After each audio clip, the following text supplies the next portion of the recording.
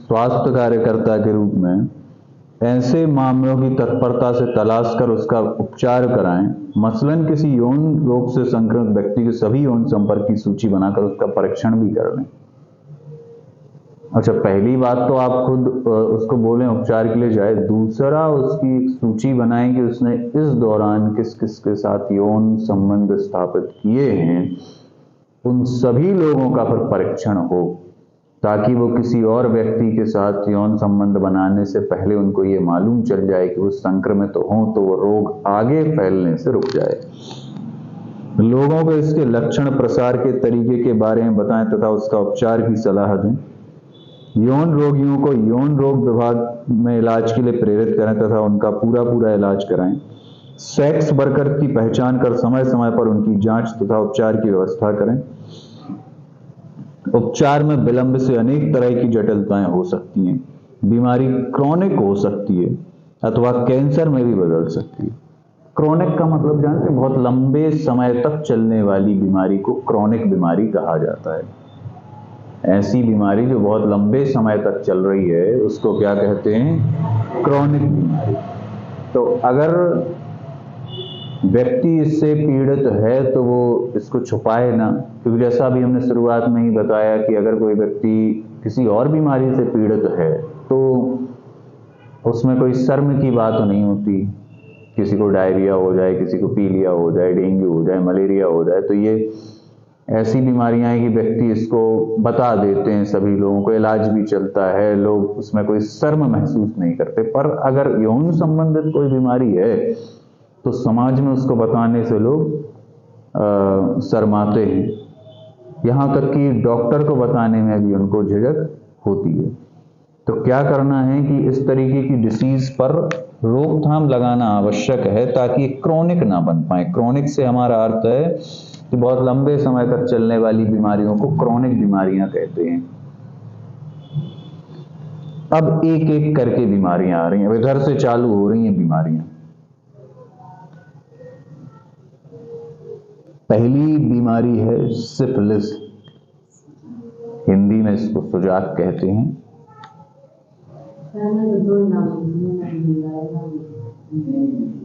Syphilis हमने लिखाया था ना जब रोग स्टार्ट किए थे, उस वक्त सारे लिखाए थे कौन से बैक्टीरिया से होते हैं, कौन से वायरस से होते हैं, कौन से यौन संक्रमण से होते हैं, कौन से आपके प्रोटोजुआ के द्वारा होते हैं।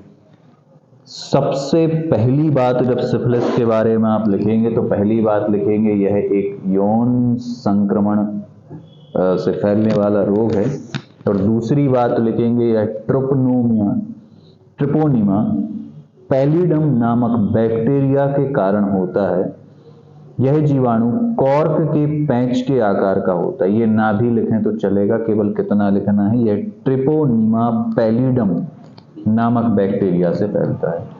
पहली बात तो क्या लिखेंगे, सिफिलिस जब भी आएगा तो पहली बात लिखना है सिफिलिस क्या है? यौन संक्रमण रोग है। कैसा रोग है? यौन संबंधित रोग है। दूसरी बात लिखना है यह ट्रिपोनिमा पैलिडम बैक्टीरिया से फैलता है, मतलब बैक्टीरिया जन्य डिसीज है। दूसरी बात तो क्या हो गई कि बैक्टीरिया से फैलने वाली डिसीज है। और कौन सा बैक्टीरिया? Treponema pallidum.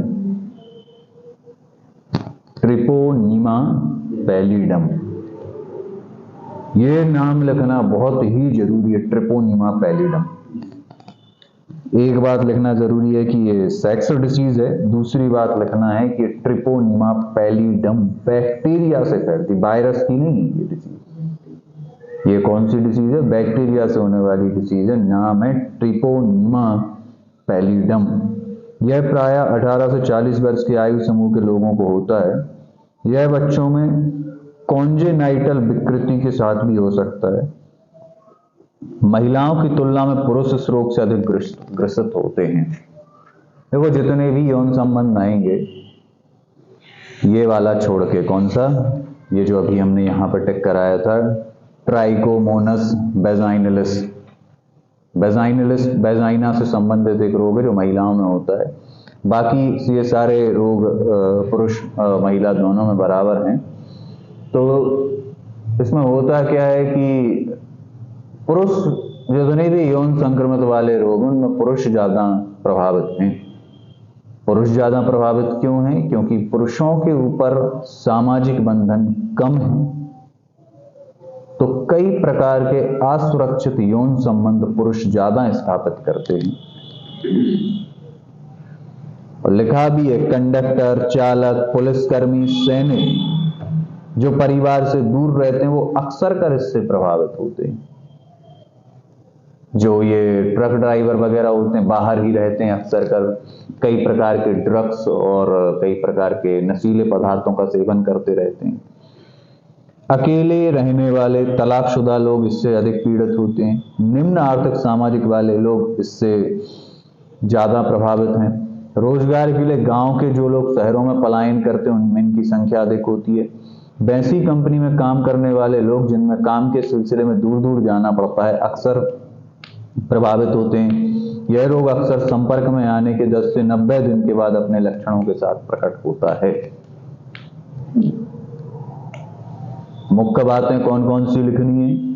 एक लिखना है, ट्रिपोनिमा पैलिडम बैक्टीरिया से फैलता है। सिफिलिस एक यौन संबंधित डिसीज है, फैलता किससे है? Treponema pallidum bacteria.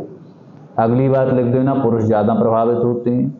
ऐसे लोग जो अक्सर कर बाहर रहते हैं। देखो, घर से दूर रहेंगे, समाज से दूर रहेंगे तो होगा क्या? जो समाज की पकड़ है, जो समाज का बंधन है, जो समाज का डर है, जब वो व्यक्ति के अंदर नहीं रहेगा तो यौन संबंध की संख्या बढ़ जाएगी। जैसे मान लो कोई अपनी लोकेलिटी में रहता है, गांव में रहता है, और वही व्यक्ति दिल्ली में, मुंबई में जाके रहने लगे। अब दिल्ली मुंबई में उसको देखने वाला कौन? कोई नहीं। तो उसके जो यौन संबंधों की संख्या है वो बढ़ती जाएगी। कई महिलाओं के साथ या पुरुषों के साथ वो यौन संबंध स्थापित कर सकता है या कर सकती है। तो बाहर जो रहेंगे, समाज से दूर, अपना मेन लोकेलिटी से दूर रहेंगे, या ड्रग्स वगैरह का सेवन करते हैं, या बस ड्राइवर हैं, कंडक्टर हैं, ये ज्यादा इससे पीड़ित होते हैं। यह रोग अक्सर संपर्क में आने के 10 से 90 दिन के बाद अपने लक्षणों के साथ प्रकट होता है। अगली बात क्या लिखनी है कि जैसे ही कोई व्यक्ति इससे संक्रमित होता है तो 10 से 90 दिन में उसको ये संक्रमण दिखने लगते हैं। अब लक्षण ज्यादा नहीं लिखना है इसमें, ये सारी बातें कि महिलाओं की मतलब निम्न आय वर्ग वाले, और ये याद रहे तो लिख दें। मुख्य बातें देखो, मेडिकल साइंस के हिसाब से उत्तर में ये बातें ना भी लिखें तो चलेगा। मेडिकल का आप आंसर लिख रहे हैं, डॉक्टर वाला आंसर लिख रहे हैं, तो मुख्य बात क्या है कि ये यौन संबंधित डिसीज है। दूसरी बात किस बैक्टीरिया से फैलती है? ट्रिपोनिमा पैलिडम बैक्टीरिया से फैलती है। ये दो बातें। तीसरी बात 10 से 90 दिन में इसके लक्षण दिखते हैं। ये मुख्य बातें जरूर लिखनी ही लिखनी है। बाकी और लिख दो तो अच्छी बात है, नहीं लिख पाओ तो नो प्रॉब्लम। लक्षण पुरुष, हाँ ज्यादा से ज्यादा तो लिखना ही है, लेकिन क्या है कि जो ये बातें हैं ये आवश्यक रूप से लिखनी है। आप अपना आंसर जितना ज्यादा से ज्यादा लिख सकते हो बहुत अच्छी बात है, लिख दो। आपके ज्ञान की ही पुष्टि हो रही है कि आपको बहुत सारी चीजें मालूम है। लेकिन ये कोई हिंदी का उत्तर तो है नहीं, कोई इतिहास का उत्तर नहीं है, कोई राजनीति का उत्तर नहीं है कि लिखते जा रहे हैं। ये विज्ञान का उत्तर है। विज्ञान के उत्तर में फैक्चुअल बात करी जाती है, हम कुछ भी नहीं लिख सकते। चल रहा है रिकॉर्डिंग? वो तो चलता रहेगा।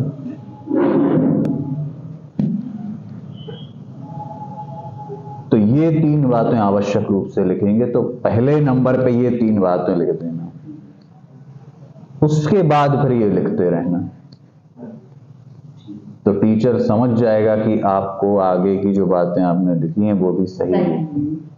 जब आपने इतने, हाँ ये हाँ कुछ चीजें ऐसी ये अगर ये किताबी वाली तो हो गई, हाँ हाँ उसके साथ साथ कुछ ऐसे तो वो ऑटोमेटिक, हाँ वो आप लिख सकते हैं।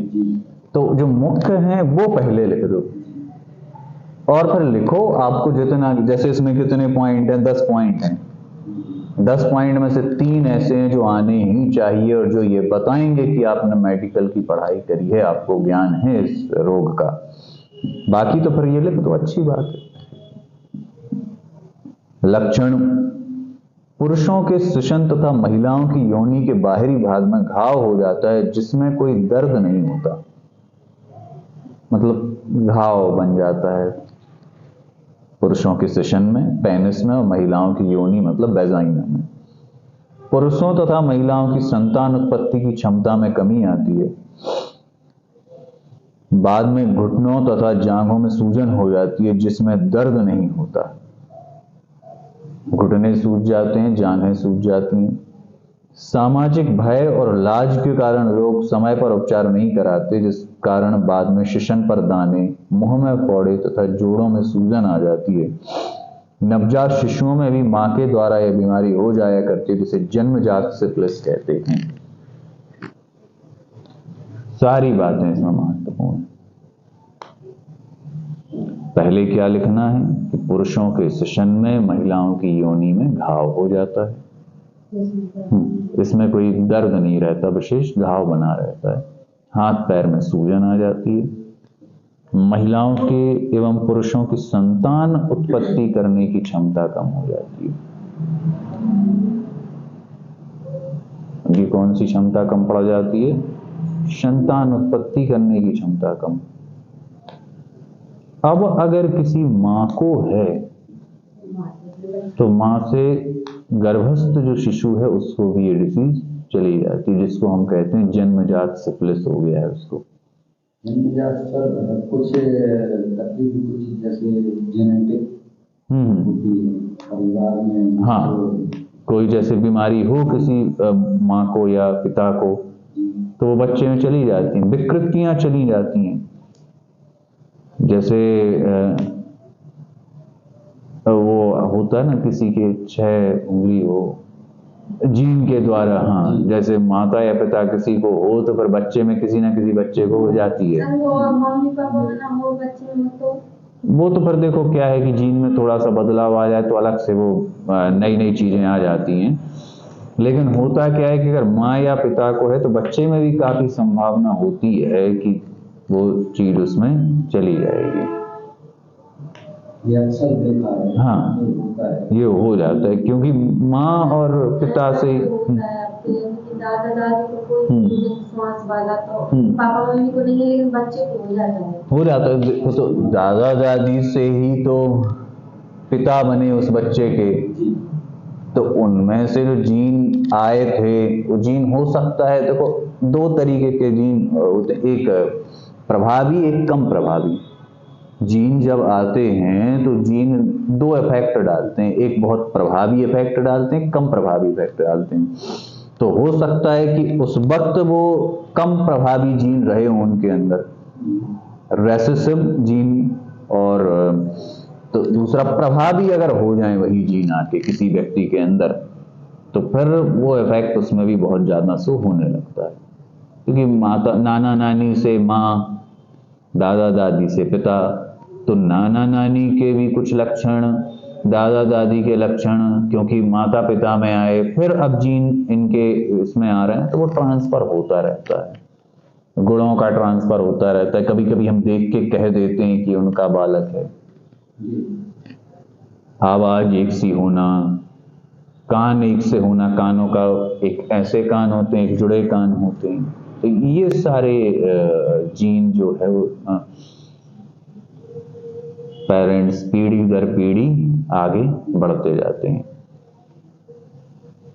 तो जांघों में सूजन आ जाती है, दर्द रहता है और मां से बच्चे को फैल जाता है। ये सभी कुछ कारण आपको लिखने हैं कि इसमें जो आपके मां से बच्चे को भी ये चला जाता है और शिशन पर और योनि में घाव हो जाता है जिसमें कोई विशेष दर्द नहीं होता।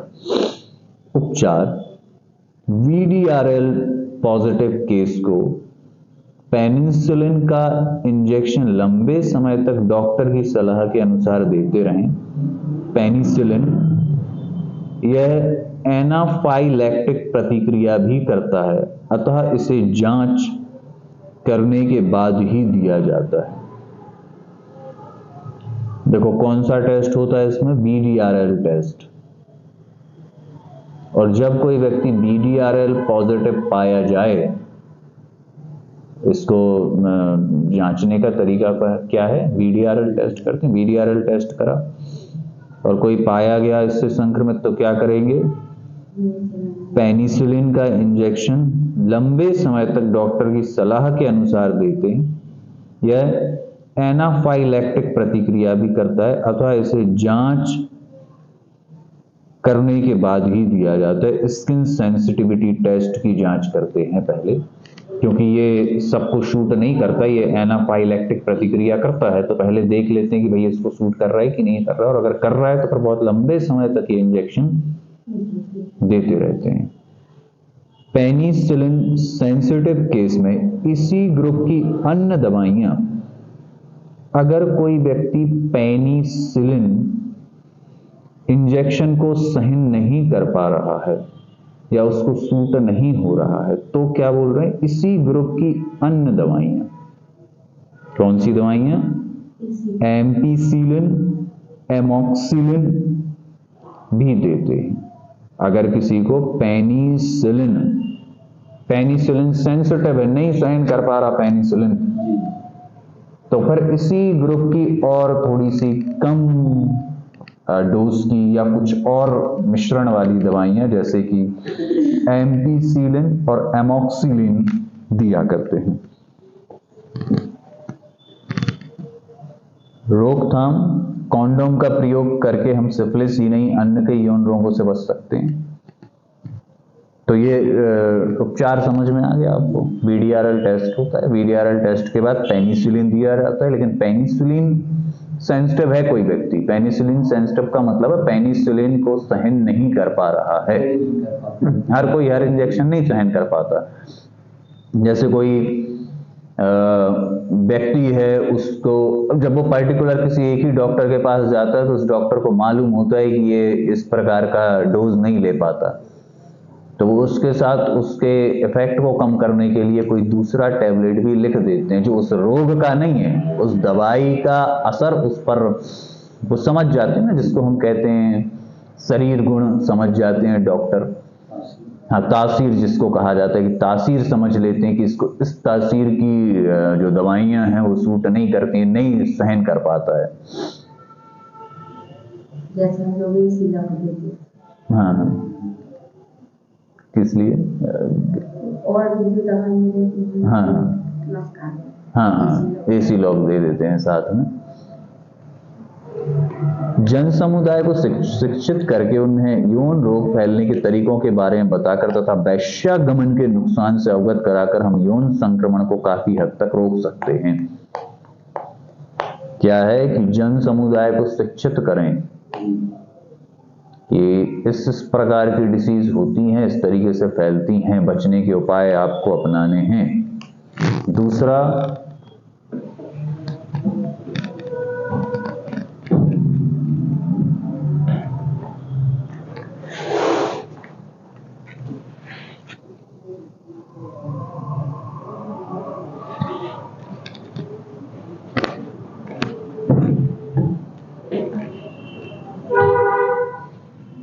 पहला तो है कि कॉन्डम का प्रयोग कर सकते हैं, और दूसरा क्या है, अब कुछ लोगों को नहीं पता। हमने आपने तो पढ़ लिया, आप डॉक्टर्स की करते हैं, आपको मालूम है, आप डॉक्टर हैं तो आप जानते हैं, हमने पढ़ा है और लोगों ने पढ़ा है, सबको मालूम है। जिनको नहीं पता कि ऐसा करने से कोई डिसीज फैलती भी है तो उन्हें शिक्षित करें। खासकर जो निम्न आय वर्ग वाले लोग हैं, मजदूर वर्ग के लोग हैं, जो घनी आबादी में रहने वाले लोग हैं उनको खासकर इसकी शिक्षा की आवश्यकता होती है।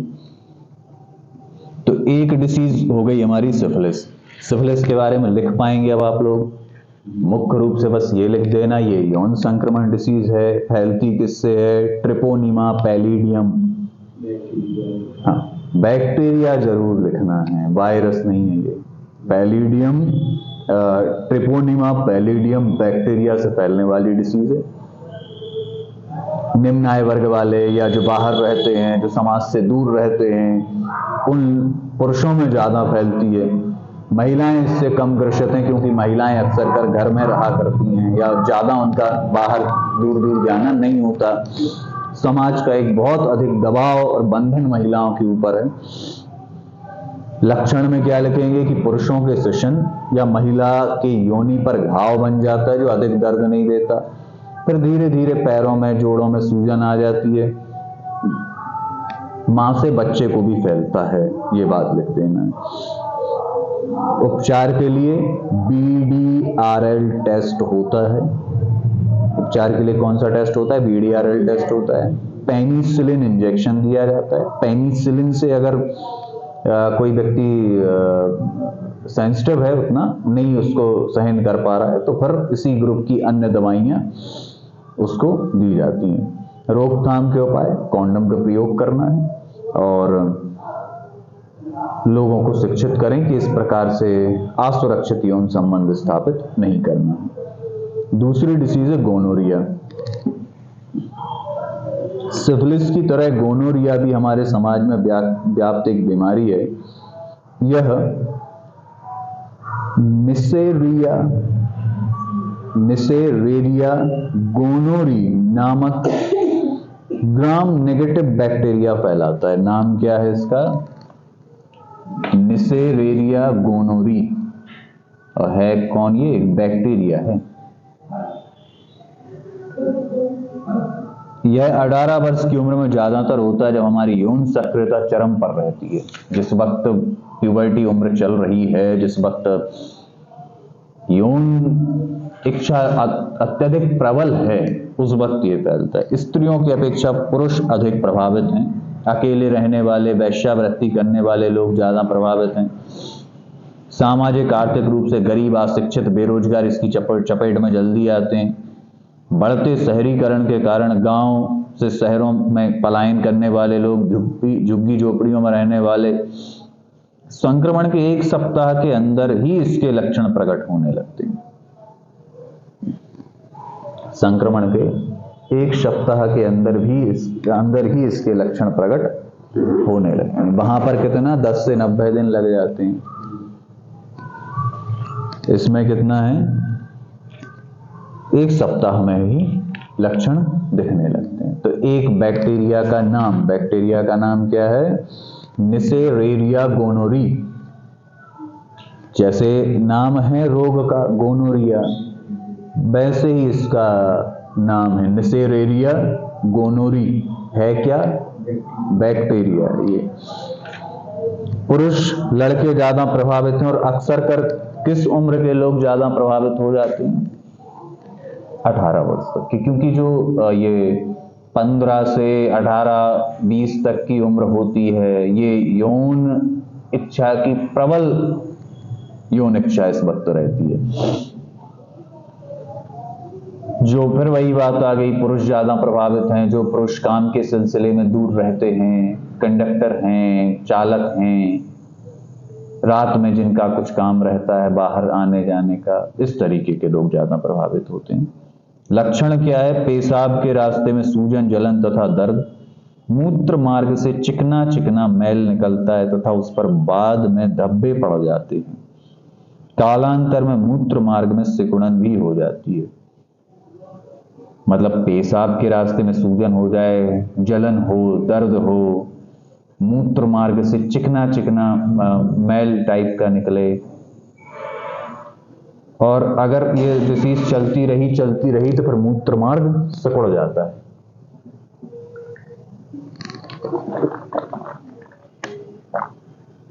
टेस्ट कैसे करते हैं? मूत्र मार्ग से निकलने वाले पदार्थ के कल्चर से भी बीमारी का पता चल जाता है। कल्चर टेस्ट कराते हैं, जो मूत्र मार्ग से वो चिपचिपा पदार्थ निकल रहा है उसका टेस्ट कराते हैं, कल्चर टेस्ट कराते हैं और उससे पता चल जाता है। निदान के बाद चिकित्सक की सलाह के अनुसार उपयुक्त एंटीबायोटिक, सिफिलिस की तरह यह भी पेनिसिलिन के फुल कोर्स से ठीक हो जाता है। अब बैक्टीरियल डिसीज मतलब एंटीबायोटिक देते रहते हैं, और जो सिफिलिस में इंजेक्शन देते हैं किसका, पेनिसिलिन का, वही इंजेक्शन इसमें दे देते हैं। फुल कोर्स कंप्लीट इसका कराते हैं तो ये भी ठीक हो जाती है। यदि समय पर उपचार ना हो तो मूत्र मार्ग सिकुड़ जाता है, जिससे बार बार यूटीआई मूत्र संक्रमण होता रहता है, यूरिन इन्फेक्शन बार बार होता रहता है। इसके रोकथाम के वही उपाय हैं, कॉन्डम का प्रयोग करना है, लोगों को जागरूक करते रहें कि भाई किस प्रकार से अपने आपको इससे बचाएं, असुरक्षित यौन संबंध ना बनाएं। तो गोनोरिया और सिफिलिस ऐसी बीमारियां थी जिनके बारे में आप हो सकता है ज्यादा परिचित ना रहे हो, लेकिन एड्स जो डिसीज है ये बहुत सुनी हुई डिसीज है। Acquired immuno deficiency syndrome. होता क्या है कि ये जो डिसीज है ये व्यक्ति के प्रतिरक्षा प्रणाली को ध्वस्त कर देती है पूरे तरीके से, इम्यून सिस्टम को पूरे तरीके से बिगाड़ के रख देती है, खराब कर देती है। ये होती है एक वायरस के द्वारा। अभी तक की दो डिसीज किससे चल रही थी, बैक्टीरिया से चल रही थी, ट्रिपोनोमा पैलिडमा, और दूसरे का नाम क्या था, गोनोरी करके नाम था एक। तो ये दोनों आपको इसका नाम था निसेरेरिया गोनोरी, निसेरेरिया गोनोरी, दोनों बैक्टीरिया थे, ये वायरस से होती है। इसका नाम ही फुल फॉर्म होता है एक्वायर्ड इम्यूनो डेफिशिएंसी सिंड्रोम। इधर लिखा होगा, लिखा है एक्वायर्ड इम्यूनो डेफिशिएंसी सिंड्रोम। ये किससे, यह एक वायरस जनित रोग है। अभी तक बैक्टीरिया जनित थे, ये वायरस जनित है, जिसमें ह्यूमन इम्यून डेफिशिएंसी वायरस, और किस वायरस के कारण होता है, ह्यूमन इम्यून डेफिशिएंसी वायरस, जिसे शॉर्ट में HIV वायरस कहते हैं। मतलब फैलता किससे है, तो फैल रहा है वायरस से। फैल किससे रहा है, वायरस से फैलने वाला डिसीज है, और वायरस से फैल रहा है। अगली बात, ये किस वायरस से फैलता है, नाम क्या है, HIV वायरस। HIV का फुल फॉर्म है ह्यूमन इम्यून डेफिशिएंसी। HIV लिख दो चल जाएगा, HIV ही कहते हैं नॉर्मली, ये तो फुल फॉर्म है, HIV लिख देना, ये HIV वायरस से फैलता है। यह विषाणु प्रभावित व्यक्ति के रोग प्रतिरोधक प्रणाली पर प्रहार करता है और उसे कमजोर बना देता है। यही रोग प्रतिरोधक प्रणाली विभिन्न रोगों से लड़ती है। नतीजन व्यक्ति विभिन्न रोगों से ग्रसित हो जाता है और वह ठीक नहीं हो पाता। ये करता क्या है कि HIV attack your T cell and use them to make copies of itself. हमारी T कोशिकाओं पर प्रभाव डालता है। पूछ सकते हैं कौन सी कोशिकाओं पर प्रभाव डालता है, तो T कोशिकाओं पर प्रभाव डालता है। एक ग्रंथि होती है थाइमस ग्रंथि। थाइमस, जब हमने ग्रंथियां पढ़ी थी, एंडोक्राइन सिस्टम पढ़ा था, उसमें पढ़ा था कि यहां पर एक थाइमस ग्रंथि पाई जाती है जो व्यक्ति के इम्यून सिस्टम को मजबूत बनाने का काम करती है, और वो जैसे जैसे व्यक्ति वृद्ध अवस्था की ओर जाता है उसका थाइमस ग्रंथि कमजोर हो जाता है। अब अगर कोई व्यक्ति HIV से ग्रसित हो जाए तो ये वायरस जाकर उसकी थाइमस ग्रंथि पर अटैक करता है, उसकी T कोशिकाओं पर अफेक्ट करता है। कौन सी कोशिकाओं पर अफेक्ट करता है, T कोशिकाओं पर अफेक्ट डालता है, और T कोशिकाओं पर अफेक्ट डालने के कारण व्यक्ति का इम्यून सिस्टम कमजोर हो जाता है पूरे तरीके से। अब इम्यून सिस्टम कमजोर हुआ तो उसको कोई भी बीमारी आके पकड़ लेगी, और ठीक नहीं होती फिर। HIV पॉजिटिव का अर्थ है कि 6 से 12 सप्ताह में व्यक्ति के शरीर में HIV का संक्रमण हुआ है। इस अंतराल में शरीर के भीतर रोग प्रतिरोधक क्षमता रहती है और मरीज के भीतर यह वायरस अपना विकास करता है। इस विंडो पीरियड में यदि जांच कराई जाए तो रिपोर्ट नेगेटिव आ सकती है, यद्यपि मरीज इससे संक्रमित रहता है। 6 से 12 सप्ताह जब व्यक्ति संक्रमित हुआ है, उससे 6 से 12 सप्ताह में अगर जांच करा दो तो वो नेगेटिव आती है। इसको कहते हैं उसका विंडो पीरियड, है ना। 6 से 12 सप्ताह में जांच करा ली और देखा कि रिपोर्ट आ रही है नेगेटिव, जबकि वो पॉजिटिव है, HIV पॉजिटिव है, लेकिन हमने किस पीरियड में जांच कर ली थी? 6 से 12, जिसको हम विंडो पीरियड कहते हैं। कौन सा पीरियड कहते हैं? Window period. इस पीरियड में अगर जांच कराई जाए तो इसकी पकड़ नहीं आती। लिखा भी है नीचे विंडो पीरियड। सामान्यतः 6 से 12 वर्ष का समय उस अवधि को कहते हैं जब व्यक्ति HIV से संक्रमित तो हो जाता है, किंतु उसके शरीर में रोग प्रतिरोधक क्षमता मौजूद रहती है, यानी यह मरीज बिल्कुल स्वस्थ की तरह रहता है। यहाँ तक कि रक्त जांच में भी यह नेगेटिव मिलता है। ब्लड बैंक को ऐसे लोगों के प्रति विशेष सावधान रहना चाहिए। ऐसे व्यक्ति का रक्त दूसरे को संक्रमित कर सकता है। तो क्या बोल रहे हैं? संक्रमण हुआ, संक्रमण के 6 से 12 सप्ताह में जांच करा दी। कितने समय में? 6 से 12 सप्ताह में। इस समय को कहते हैं विंडो पीरियड। इस समय को क्या कहते हैं? Window period. और विंडो पीरियड में जांच कराई जाए तो ये रोग पकड़ में नहीं आता और व्यक्ति की प्रतिरोधक क्षमता बिल्कुल तंदुरुस्त बनी रहती है। तो प्रतिरोधक क्षमता भी तंदुरुस्त बनी है। और पेशेंट ऐसे मिलते हैं, अच्छा, या चर्चा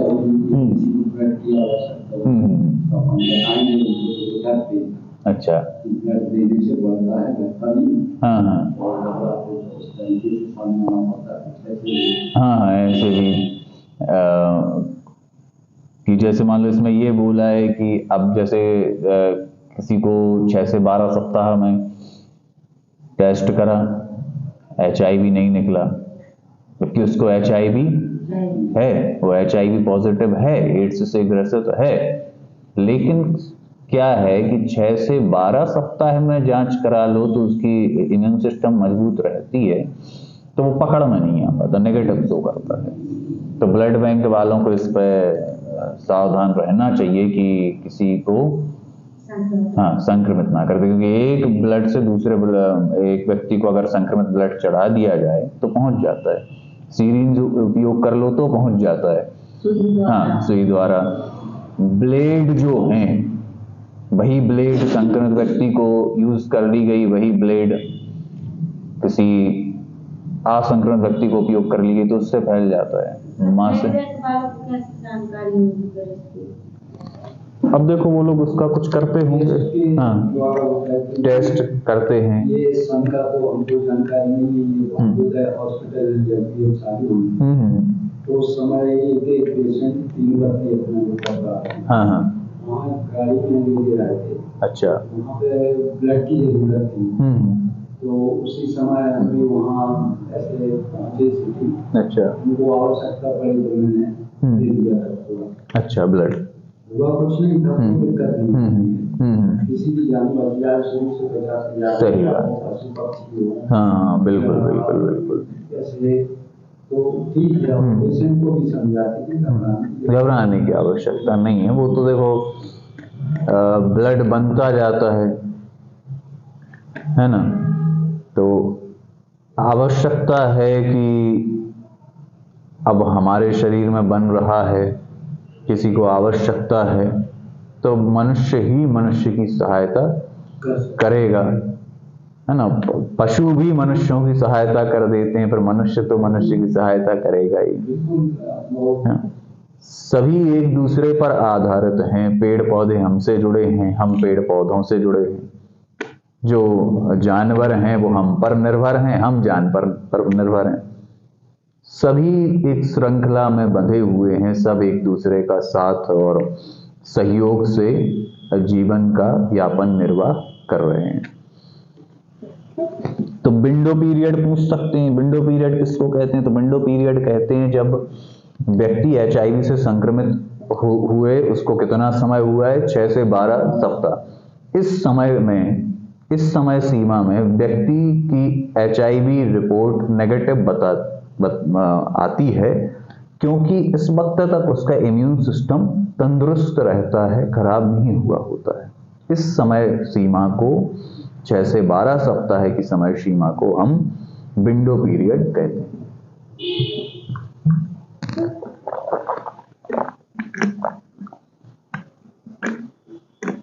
यौन सक्रिय उम्र के लोग ज्यादातर प्रभावित होते हैं, यानी 20 से 40 वर्ष के लोग, जिनका अभी यौन इच्छा बहुत प्रबल है। महिला पुरुष दोनों समान रूप से प्रभावित होते हैं। सेक्स वर्कर ज्यादा प्रभावित होते हैं, घर से दूर रहने वाले ज्यादा प्रभावित होते हैं, तलाकशुदा अकेले व्यक्ति ज्यादा प्रभावित होते हैं, निम्न आर्थिक सामाजिक परिवेश वाले व्यक्ति ज्यादा प्रभावित होते हैं। ये हर जगह एक सी चीज आ रही है कि पुरुष ज्यादा प्रभावित हैं, जो दूर रहने वाले हैं वो ज्यादा प्रभावित हैं, जो ड्राइवर कंडक्टर वगैरह हैं वो ज्यादा प्रभावित हैं। अब लक्षण ये आवश्यक है।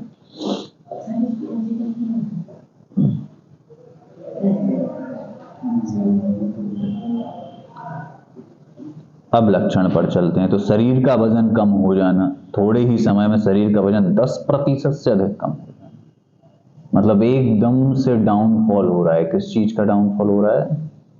वजन का काफी डाउनफॉल हो रहा है।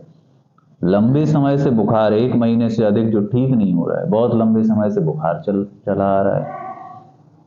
लगातार लाइलाज डायरिया, सूखी खांसी, जांग, गर्दन, कांख, लिम्फ नोड्स पर सूजन, दिखाई देने में तकलीफ, उल्टी, त्वचा पर जख्म, एक्जिमा, फंगल इन्फेक्शन, त्वचा तथा अन्य जगहों पर अप्रत्याशित कैंसर, स्नायु तंत्र तथा मस्तिष्कीय क्षति, जिससे याददाश्त, निर्णय लेने आदि की क्षमता में कमी, भूख कम लगना, कई अन्य ऐसे जीवाणुओं का संक्रमण जो आमतौर पर मनुष्यों को संक्रमित नहीं करते। मतलब अब क्या हो गया? इम्यून सिस्टम कमजोर, अब सारे जीवाणु, विषाणु, प्रोटोजोआ, फंजाई सब अपना असर दिखाना चालू कर देंगे। अब उसकी इम्यून क्षमता तो है नहीं कुछ, तो जितने भी विषाणु, जीवाणु हैं जो कभी थोड़ा सा असर दिखाते थे, या जो स्वस्थ व्यक्ति उसको बिल्कुल असर नहीं करते। कुछ मिट्टी आपने टच कर ली, जो स्वस्थ व्यक्ति है जिसका इम्यून सिस्टम मजबूत है, उसने मिट्टी को टच करा, उसमें कुछ जीवाणु, विषाणु थे, उसको कोई असर नहीं हुआ। और एड्स से संक्रमित व्यक्ति को बहुत जल्दी उसका असर हो गया। तो कुछ दूषित खा लिया, कुछ भी थोड़ा सा भी बैक्टीरिया, वायरस अंदर चला जाए तो वो बहुत अधिक अपना प्रभाव दिखा देता है, क्योंकि अंदर का प्रतिरक्षा तंत्र बिल्कुल ध्वस्त है।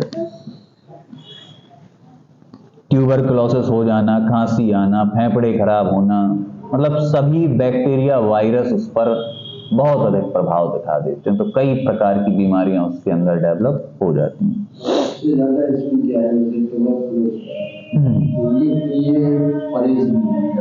हाँ, परहेज का काम है उसमें। अगर परहेज कर दिया नियम से तो बिल्कुल 100%। किसका? ट्यूबरकुलोसिस का बता रहे हैं। हाँ, टीबी का कोर्स होता है डॉट्स वाला, एक तो वो बहुत लंबे समय तक चलता है, और दूसरा उसमें परहेज की जो आप बात बता रहे हैं कि परहेज की भी आवश्यकता होती है, प्लस उसका कोर्स क्या होता है कि लोग बहुत लंबे समय तक उसका डॉट्स का कोर्स चलता है। तो लोग 2 महीने किए, उनको लगा हाँ हम तो ठीक हो गए, तो उन्होंने बंद कर दिया। मतलब 2 महीने तक तो किया, और 2 महीने में काफी राहत महसूस होने के कारण उनको लगता है कि पूर्ण रूप से ये स्वस्थ हो गए हैं, तो फिर वो बीच में ही उसको लीव कर देते हैं। HIV से पीड़ित, अब कैसे फैलता है ये बात? HIV से पीड़ित महिला या पुरुष के साथ यौन संबंध बनाने से योनि, गुदा या मुख सभी द्वार से फैल जाता है।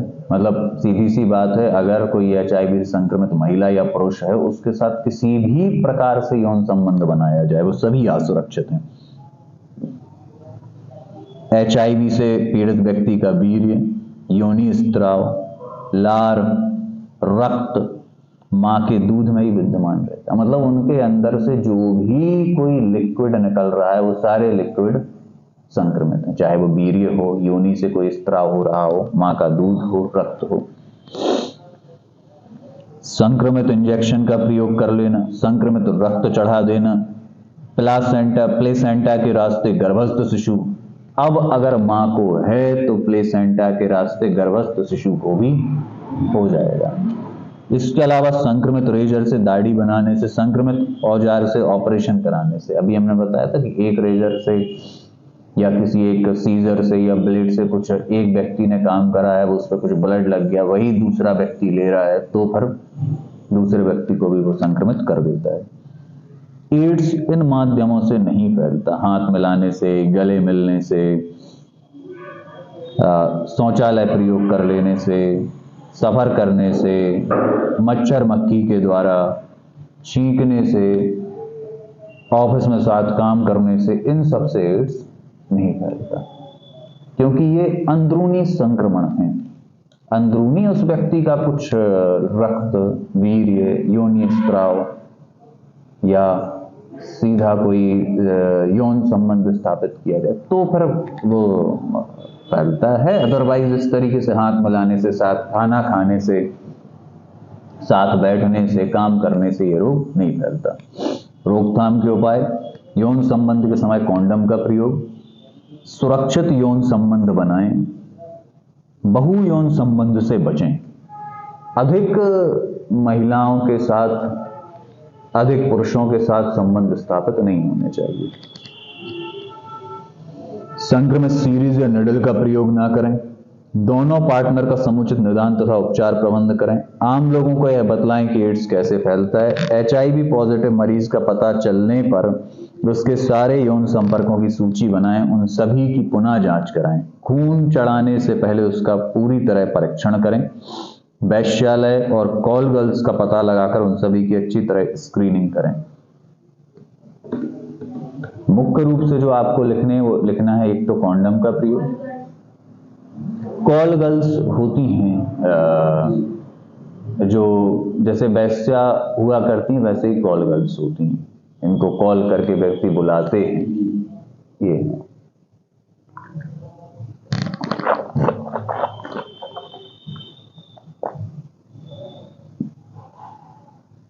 शहरों में ये इस तरीके की प्रवृत्ति बहुत अधिक फैली हुई है। बड़े बड़े शहर, हाँ, बड़े बड़े नेटवर्क में लड़कियों को एक जगह से दूसरे सिटी से लेके दूसरे देशों में भी एक बहुत बड़ा ये नेटवर्क है जो चलता है, जिसमें लड़कियों को एक देश से दूसरे देश में भी भेज देते हैं। तो रोकथाम में आपको लिखना है कि सुरक्षित यौन संबंध बनाएं, बहु यौन संबंध स्थापित ना करें, कॉन्डम का प्रयोग करना है, संक्रमित रक्त नहीं चढ़ाना है, संक्रमित इंजेक्शन का प्रयोग नहीं करना है, संक्रमित औजार जैसे रेजर या सीजर, इनका प्रयोग एक व्यक्ति से दूसरे व्यक्ति पर नहीं करना है।